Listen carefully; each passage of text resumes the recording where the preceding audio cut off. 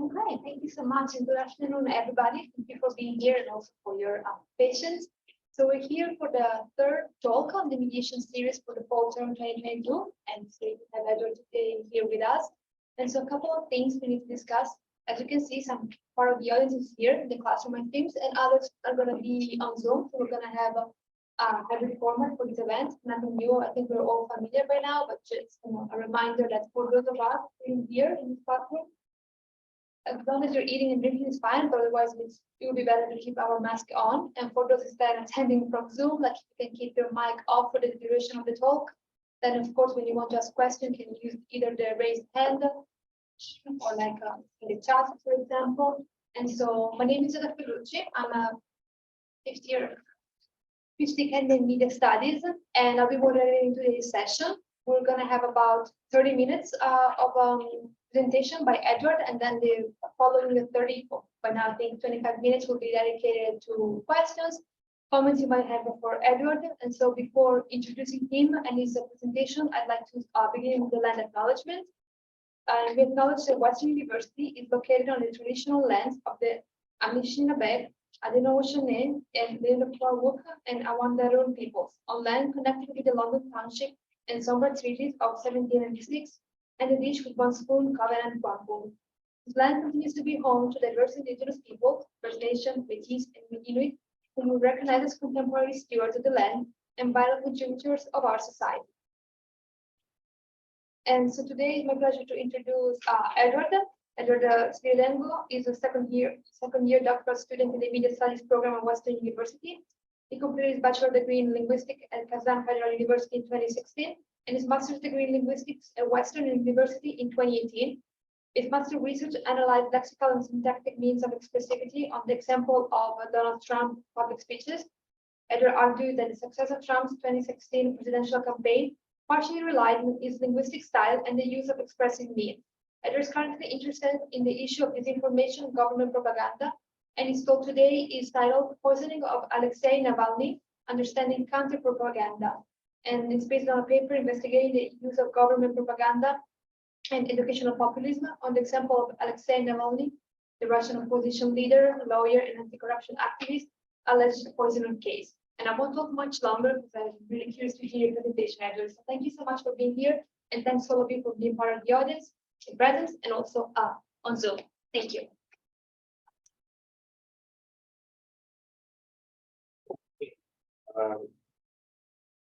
Perfect. Thank you very much, Adam, for your introduction, and welcome to my talk. And thank you for coming today, for those who came in person and on Zoom as well. So let's go over the agenda for today first. So first of all, we'll go over the case. So in terms of what happened. Then I will go over some research questions that I had for this research, and then briefly go over literature review, and then we'll discuss briefly methodology, and finally the most interesting part, which is findings and discussion of what I found during this little research, and lastly I will have conclusion and some solutions for the issue at hand today. So first of all, let's talk about the case of who is Alexei Navalny. Alexei Navalny is a Russian opposition leader and a prominent critic of Russian President Vladimir Putin. And Navalny, what happened is he was on a flight from Tomsk, to Moscow from Tomsk, when he suddenly became very ill, and the plane had to make an emergency landing in Tomsk. And the medics who arrived at the plane, they stated that they observed a clinical picture of poisoning with related symptoms, and they injected Navalny with atropine.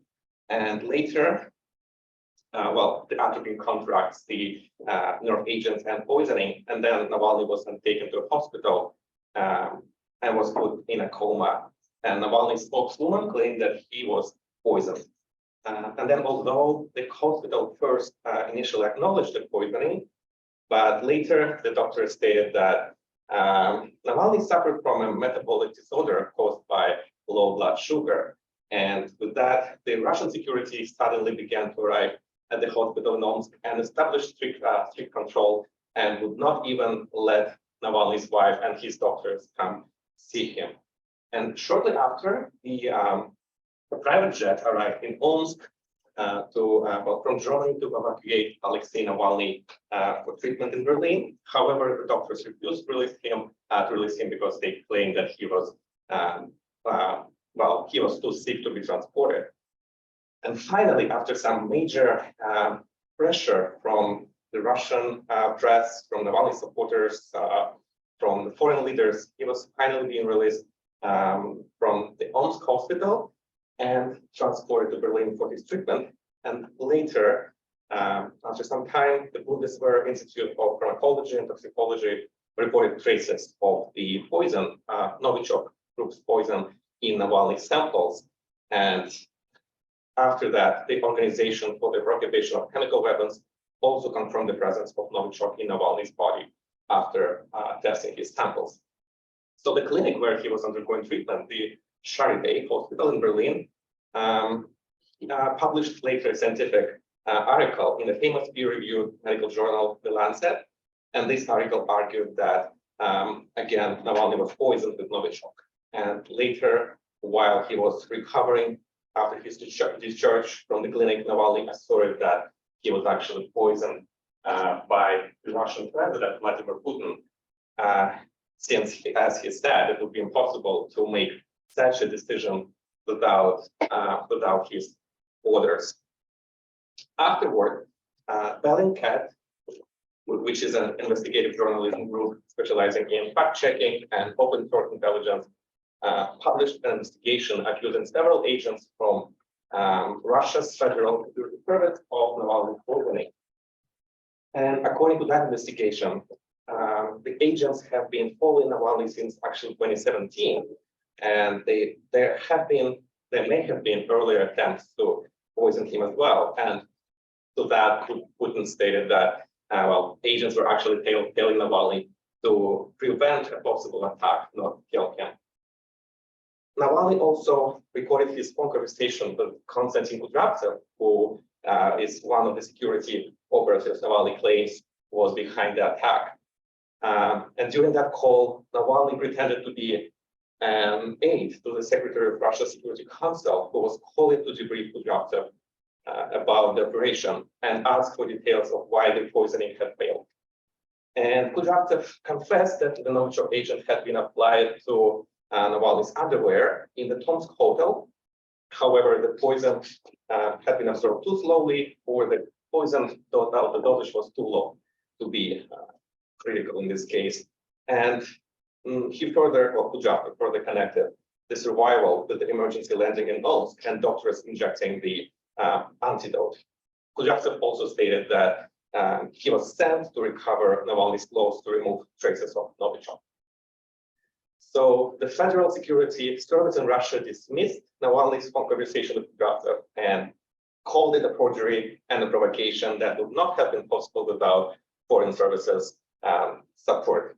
And then later, the Russian police launched an investigation, inspecting the hotel room and security videos and collecting evidence, but the prosecutors refused to open an investigation into the alleged poisoning, as they found no evidence the crime was committed. The Kremlin denied any involvement in the poisoning of Navalny, and Putin stated that he would have finished the job if he had truly wanted to kill Navalny.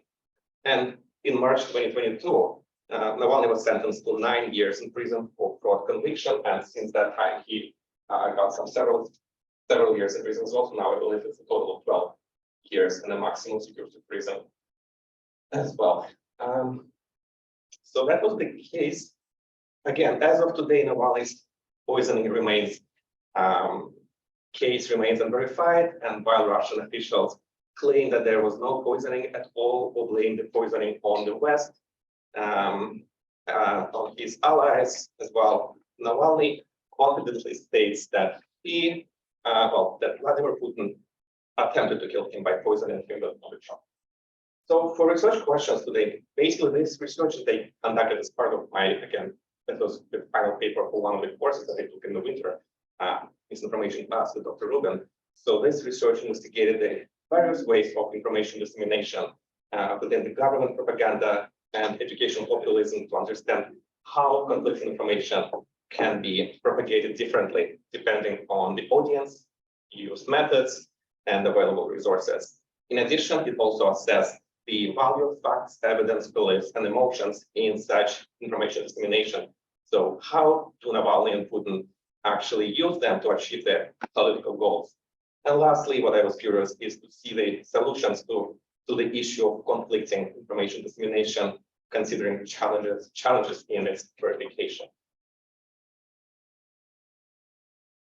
So some brief literature review. According to Bernays, modern propaganda is a consistent and enduring effort to create or shape events, to influence the relations of the public to an event or idea or a person. And Bernays argues that intelligent minorities need to treat propaganda as sort of an instrument by which they can fight for their productive aims and turn chaos into order. But given the fact that, well, given the common use of propaganda, particularly in Russia, as a means of disinformation and deception, I also view it as a tool by which propagandists can fight for their goals by, on the contrary, turning order into chaos. And thus it is actually insightful, I believe, to consider propaganda in Russia as, while it has those similarities with traditional government propaganda, it is also quite distinct given the authoritarian system of the Russian state. And although opposition to the Kremlin's vision of Russia is currently atomized, it still exists in a few media channels, various associations, organizations, minor political parties there, and intellectual creative spaces as well.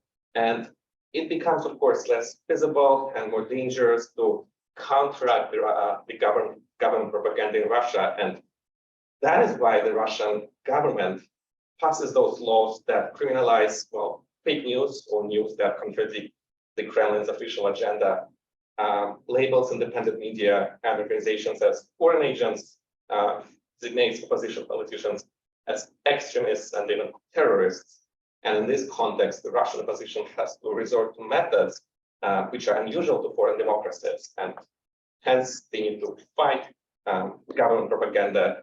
To do that, they need to come up with new alternative ways, maybe even alternative propaganda overall. And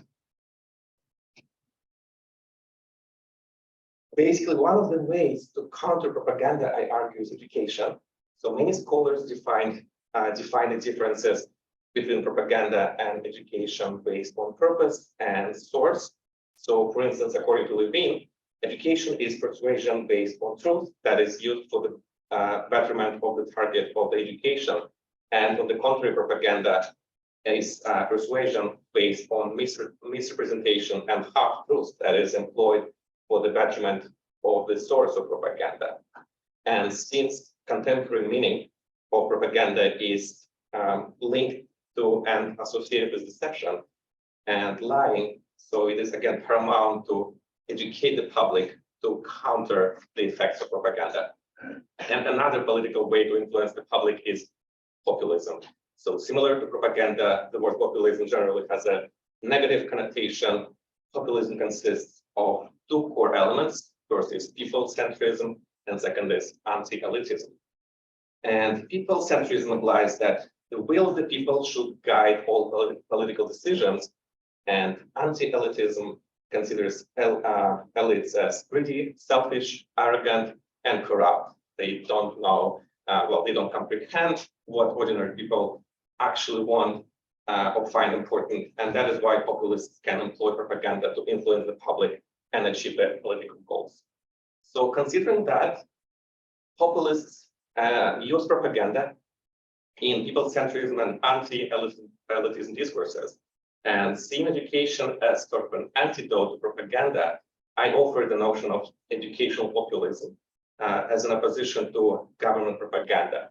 So in a way, educational populism, as I suggest, combines this traditional populism with some educational elements, as well as virality. So educational populism, again, should work as an effective way of countering propaganda, and politicians who use this method not only discredit their opponents, but do so using effective information dissemination techniques such as humor and irony. So, for instance, Becker states that humor acts as a gateway that engages audiences who are otherwise disengaged from the issue discussed in a certain publication. And basically, also Silverman states that there are three clues to effective viral debunking. So first is speed, second is nature of the discussion before debunking, and lastly, the ability to maintain core virality. So in this case, in my research, I argued that Navalny's educational populism actually employs all of these three clues, and in contrast, the Kremlin's propaganda uses none of them, except for maybe 8 in rare cases, which makes the Kremlin propaganda actually outdated and ineffective in the internet environment. And again, we know that the internet's main currency, as I sort of speed, so the information is distributed and consumed instantly as it becomes obsolete and loses its relevance and virality. So information should evoke the urge to share it, to be shared. So what I did in my research, I reviewed the evidence presented by both parties, by both the Kremlin and Navalny. And while, of course, I could not assess its veracity, I evaluated its perceived credibility and coherence. So from Navalny's side, I took a look at his publications, the Bellingcat investigation, and conclusions of European doctors. From the Kremlin side, I reviewed public statements, remarks, press releases, and findings of Russian doctors. And of course, in addition to that, I looked at the methods and resources that Navalny and the Kremlin used to spread their information, as well as the context here and the audience. So lastly, I also made observations concerning the value of facts, evidence, beliefs, and emotions in this information propagation. First, let's take a look at Navalny's evidence and strategies. So most of Navalny's evidence in support of his claim that he was poisoned by Putin mainly consists of, again, publications on his website, his video investigations published on YouTube, investigations by Bellingcat, and conclusions of European doctors and scientists, such as the Lancet publication. So Navalny's textual publications on his website contain a number of pictures, graphs, documents, tables, video materials, and the narration is mostly formal. It's well detailed and organized by presenting evidence in a factual and coherent manner. Navalny adheres to his originally stated version that he was poisoned with Novichok and that Putin was behind the attack. And here I argue that this overabundance of factual evidence increases the perceived credibility of the transmitted message, thus preventing the audience from the wrong decoding of the initially encoded meaning. In addition to that, it may enhance its trustworthiness. So Navalny's publication contains both elements of perceived credibility, so perceived trustworthiness and perceived expertise. So as a victim of this alleged poisoning, of this alleged attack, Navalny is considered as an expert who was at the center of the event. And at the same time, it is essential to note that Navalny's credibility will, of course, vary significantly depending on the audience. So for the audience here, the expertise of the encoder of the message is not always as important as their personal expertise.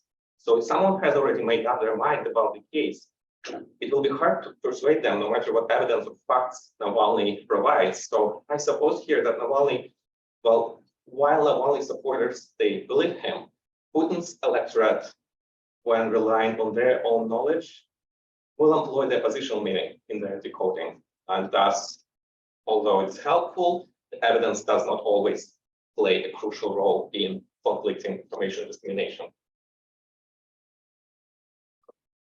So when it comes to Navalny's video publications on YouTube, although they remain factual, they also contain several elements of virality, such as, again, humor, irony. As Raga et al. Point out, humor affects how people receive and process the message, which may increase a messenger's perceived credibility.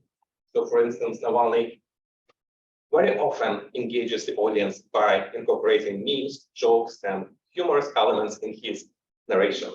So this appeals to people's feelings and emotions, maybe even more than Navalny's factual evidence that he presents in his texts. And as Jenks argues, emotions and beliefs are actually more important than objective facts, since people are only interested whether the communicator is on their side. And in fact, Navalny actually offers less factual evidence in his YouTube video publications, relying on this entertainment element in his educational populism.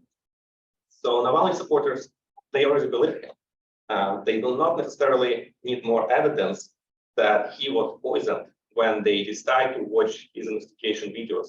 Instead, they're looking for confirmation of their established version and some form of entertainment as well in this case.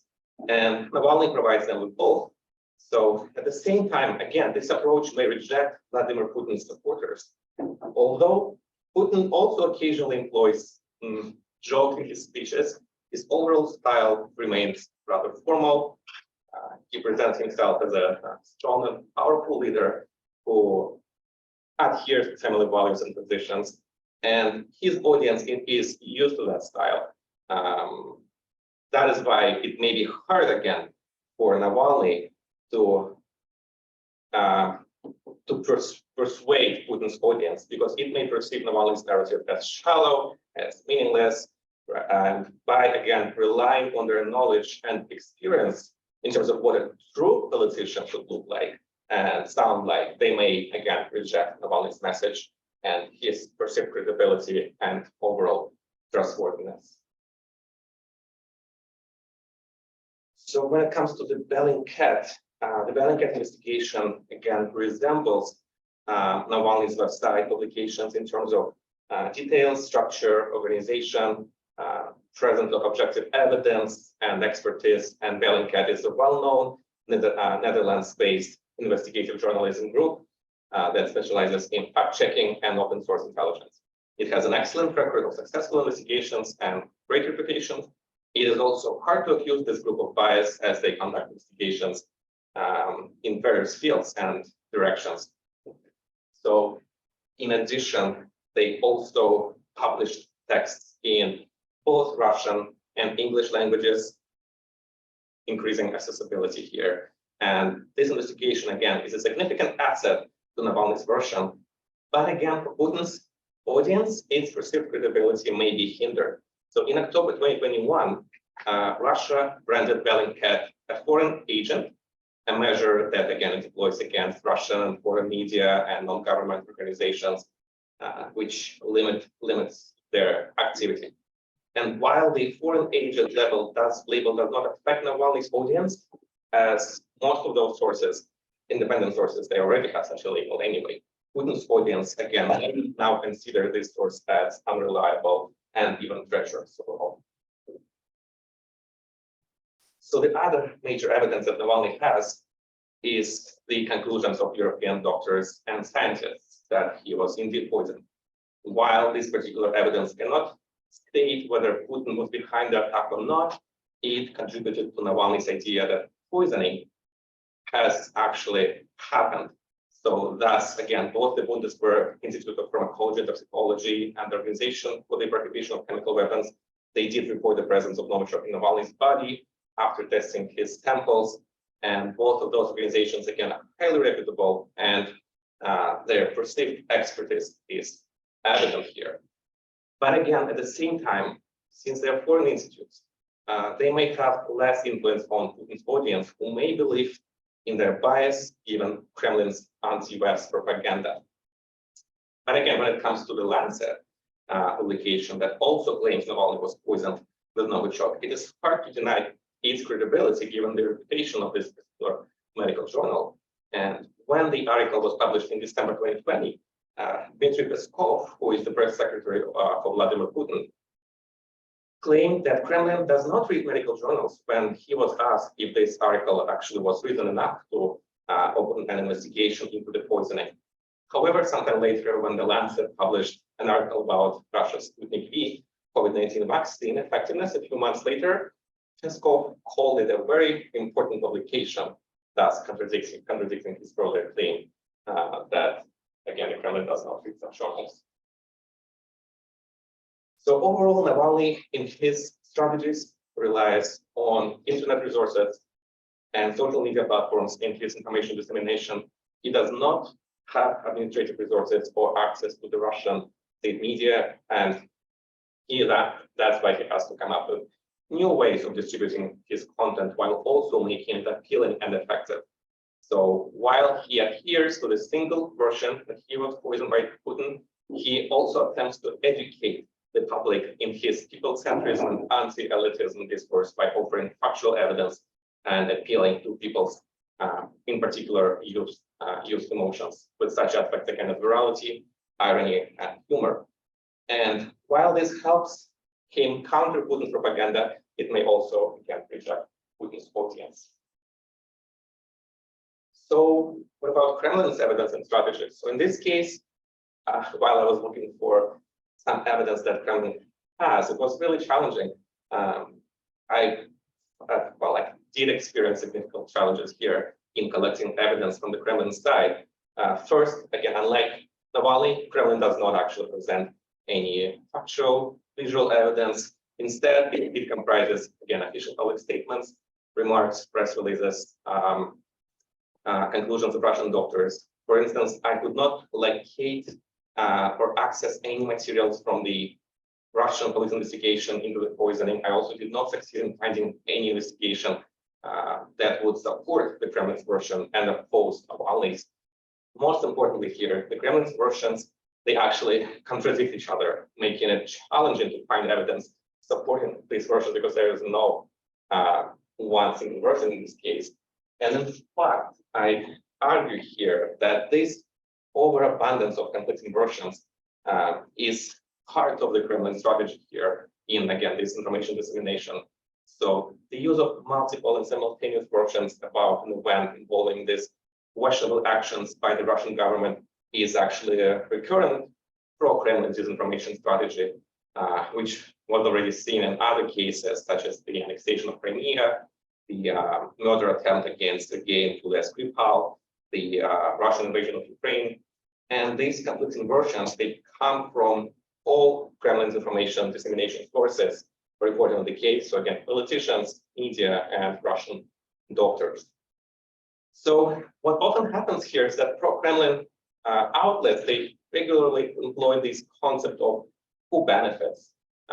Generally, critical remarks toward Russia and its questionable actions are framed in the Russian press, in the Russian state media, with the question of who benefits from this, thus diverting the attention from the actual issue and confusing the public even more. So again, after Navalny fell ill, any questions on this alleged attack on him were redirected in the Russian media from Kremlin to those who may benefit from this attack. So here, several versions have been offered to the public. So the first one is that Mikhail Khodorkovsky, who is an exiled Russian businessman, tried to poison Navalny as his political competitor. The second was that Navalny's team actually attempted to kill him in the struggle for opposition leadership. There was also a version that Navalny actually poisoned himself to earn popularity points and train Putin. And another one, which I also like, is that he was poisoned on the instructions of the West as an excuse to later attack Putin.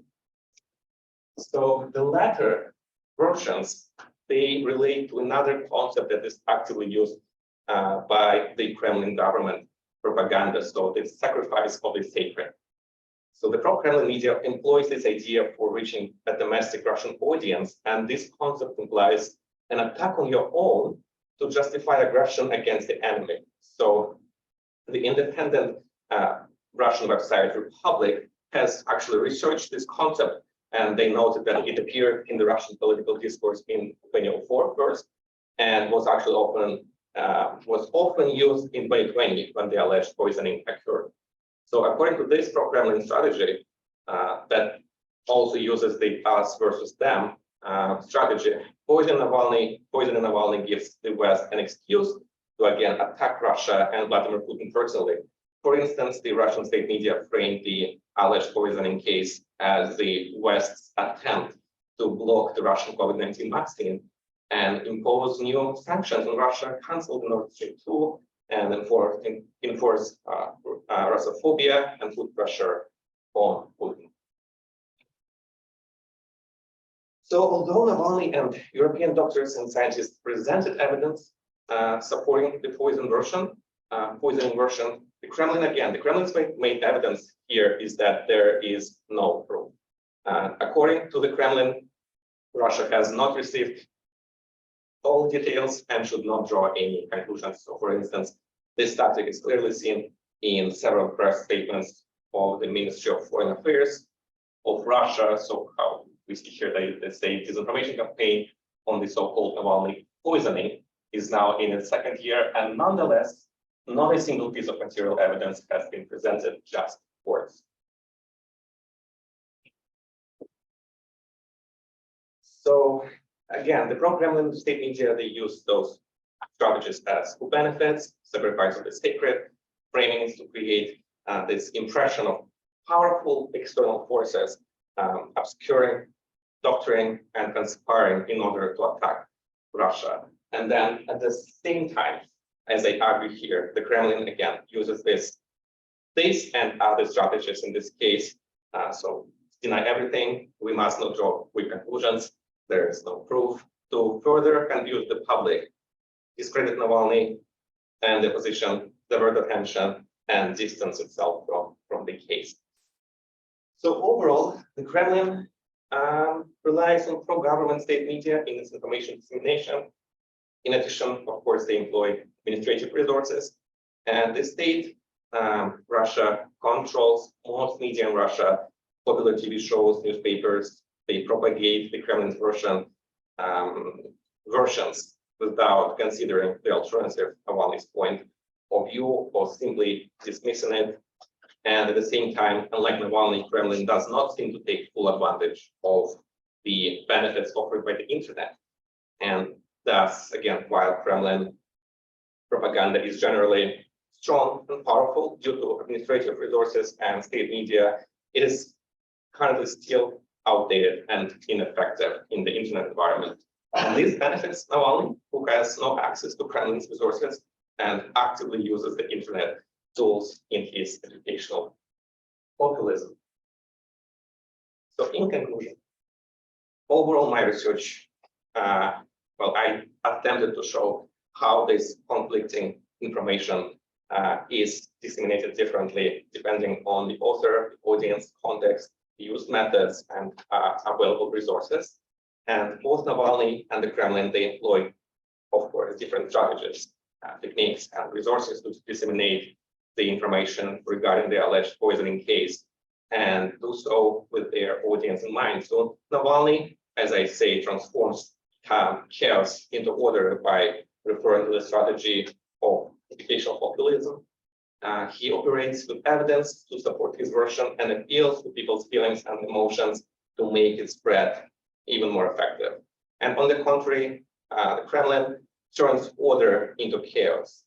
And again, realizing that the audience has questions, it creates this chaos of different conflicting versions that steal Navalny's language and resorts to methods that, again, confuse the public, distract, divert the attention, discredit Navalny. And while both tactics are effective, both of them hinder the ability to fact check and verify conflicting information.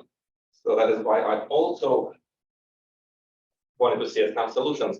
Of course, this is nothing new, but again, although it may be challenging to navigate the flow of information and the, again, overabundance of these versions associated with Navalny's poisoning, there are, of course, several ways to address these issues. So first of all, of course, it is crucial to try and distinguish facts and evidence from emotions and beliefs.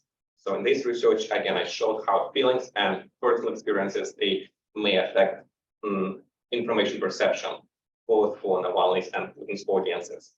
And it is crucial here to think critically about any message received when decoding it to avoid this.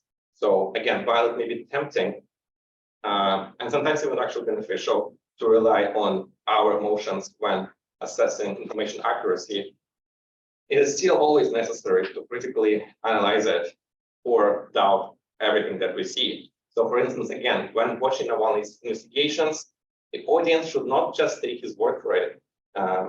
Even if they believe him or want to make sure that he's on the same side, because in addition to his videos, again, he does publish those detailed textual investigations on his website that, again, contain the evidence. And it is crucial to go through them as well to have complete information and comprehend the proof that he provides. And the audience, again, should consider ideas and points of views that are different from theirs. They need to listen to others and be more perceptive to diverse ideas that they may disagree with. And the goal here is to, again, learn how to assess information without prejudices, biases, and stereotypes. And, well, second one is that the public needs to pay close attention, of course, to the track record and trustworthiness of their sources. So when we consume information, of course, it's essential to evaluate whether the source is credible and reliable. So the audience needs to consider whether the source has made some misleading statements or false claims before, to whom it is directed, who it targets, what the primary goal is, and in whose interests it may operate. So it is helpful here to note, again, any biases that source might be carrying, possible conflict of interest, and other factors that may influence the received information and its perception as well. And that's all that I had today. So here are some references, and thank you for your attention.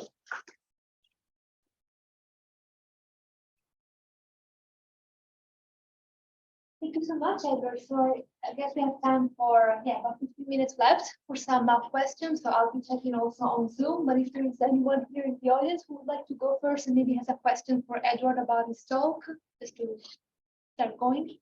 Yeah, you can go first. Thank you. Thank you so much. That was really fantastic. I was interested to see when you put up the Kremlin statements all next to each other, how contradictory they were. Have you found that this strategy of just releasing contradictory disinformation impacts the way in which people perceive the opposition's credibility? And is that, do you assess that as being the goal of like, why are they attempting to release all this contradictory disinformation, basically? Right. So honestly, I did not look into how the audience perceived this, because again, I feel like there are different audiences, right? Some who support Navalny, some who support Putin, and of course there's the audience who does not really care. They don't check the news, they don't even bother to try and understand what's going on overall. So in terms of the strategy here, why Kremlin does that, again, I personally am not sure. I see this as strategy that is working, since again, I did not check in terms of how this is assessed, how this is perceived by the people, but we can imagine that when the powerful state media, that they throw all those different versions, they're different every single day at the public, that it can be, of course, confusing to the audience in terms of what's actually going on with this poisoning case, right? So what I see here is that it is supposed to work. Again, I'm not sure in terms of how well it's working, but I'm not sure if they do it intentionally because they try to discredit the audience on purpose, or if it is because they are disorganized, they cannot come up with a single version that would really be strong enough, that would really, support their vision for this poisoning, saying that, well, we didn't poison him, it's not poisoning, because again, all those versions, they do contradict each other. That is why maybe it is hard for Kremlin to come up with a single version. Because again, if you look at Navalny, he does have this version, one single version. He does not try and guess, well, maybe it wasn't Putin, maybe it was someone else. He clearly says, I was attacked by Putin. Again, because only Putin can order this the use of Novichok in this case, right? And for the Kremlin, this situation is more difficult. So again, it may be done purposefully, but it may be also the case that they just again cannot come up with a single version which may help them in this case actually as well. Excellent. I think we have a second question over here, if I'm not mistaken. Or I have a question, but if there are questions online, so far so good. So you can go ahead. Thank you. Edward, thank you. Nice to see you in all the mentions. I mean, I really appreciate the seeing the contradictory from the Kremlin and the idea of order into chaos, which is politically pretty efficacious. Let me start with a kind of pointed question. Is there any doubt in your mind that Navalny was poisoned by Putin? I mean, there is. I have my personal bias here actually, which is the limitation of this study. I support Navalny, I oppose Putin. I honestly, all of the evidence that I saw so far, no, honestly, never. I never doubted the fact that he was actually poisoned and that it was, well, that was Putin's order to that. Again, I may be biased in this case. I watched a lot of those videos. Maybe I myself was brainwashed by this education propaganda, as I call it. But no. But sorry to interrupt. No, I'm sympathetic to that. And is there equally, and I sound like I'm in a TV courtroom, equally, is there any doubt in your mind that the Kremlin and the Russian Federation as currently administered are propagandists? Can you clarify the question, sir? Yeah, I mean, let me put it another way.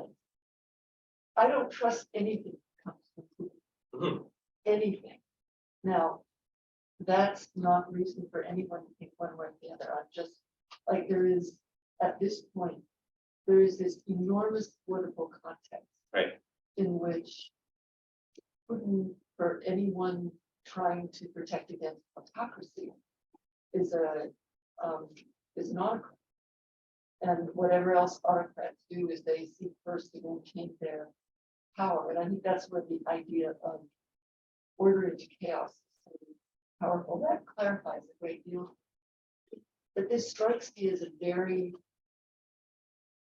as an unusual case to choose to figure out when the politics are so divided, right, and so committed, to figure out some of the delicacies of propaganda versus truth, sort of media literacy and skeptical reading. Like it almost feels a bit like a context that exceeds those much more refined questions. Mm-hmm. It's the context of war.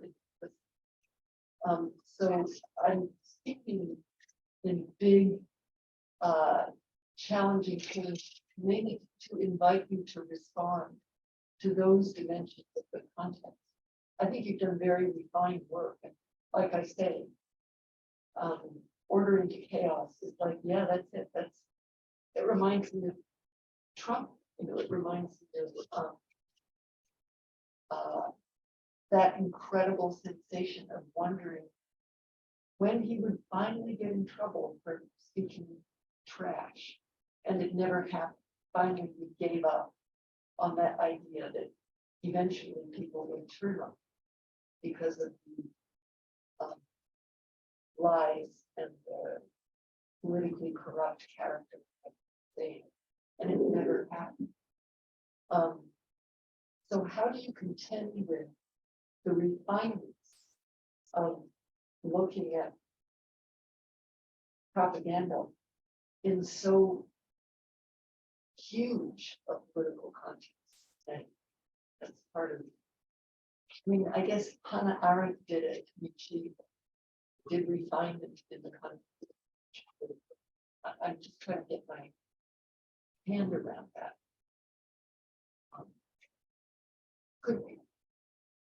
Would there be any need for you could have chosen a case where you could have been persuaded against your own previous ideas.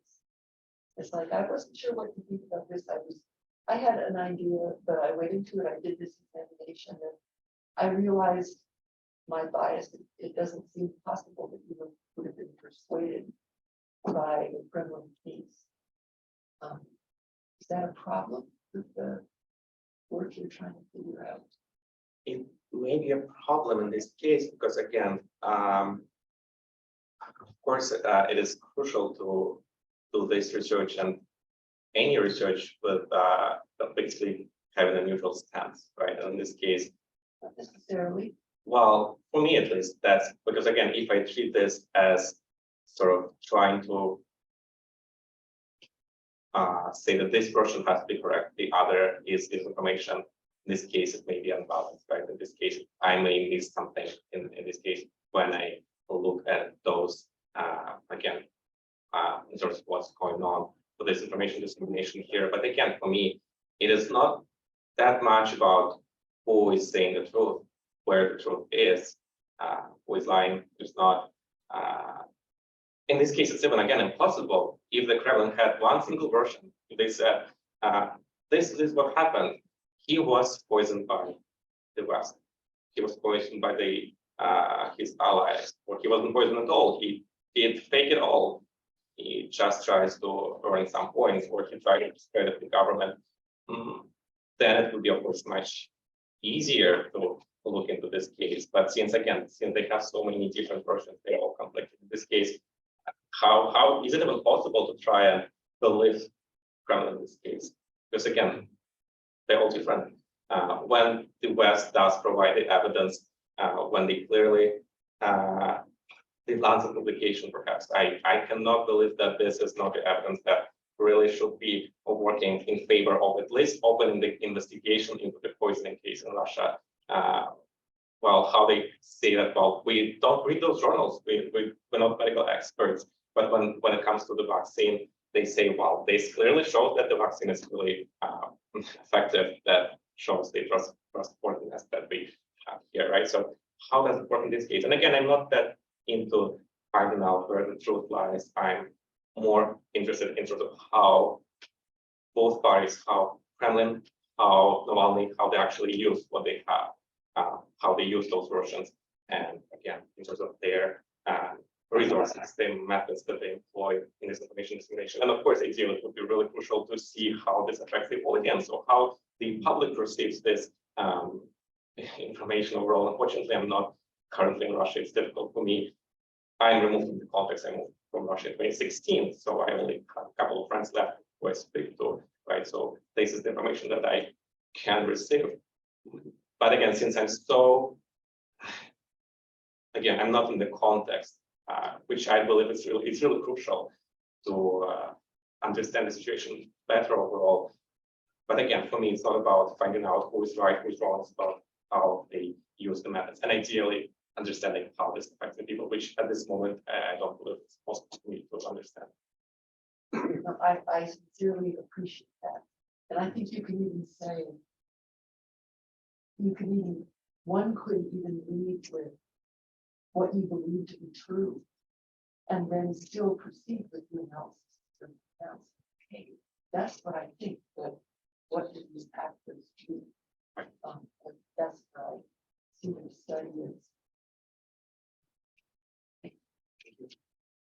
I wonder, and thank you, Eduard. I wonder to what extent, like, or more we're witnessing is almost like language games. Like the Kremlin is not so much, and I'm just thinking aloud here, is not so much putting forward an alternative vision or an alternative scenario, so much as there's stepping outside that altogether and like casting aspersions on Navalny and saying, so casting aspersions on Navalny and promoting, how you mentioned earlier in your presentation that Putin is associated with tradition, family values, stability, and order. And then the disinformation campaign, I wonder to what extent it's not so much to put a different scenario as it is to associate Navalny with that disorder. And it's like, in a way, it's not so much about the content of what's being said as about the tone. Like it's almost like a language game. It's almost like Nixon with regards to Watergate. And it wasn't about putting forward an alternative scenario as it was just denying. You don't have to come up with another reason just to not, I mean, it only works so long, of course. But, you know, with Navalny, I see Russia, the Russian state machine, not so much, okay, we don't care about putting forward, we don't need to put forward an alternative scenario. All we need to do is associate Navalny with disorder, with chaos, with change, with some, you know, revolution, all these bad things.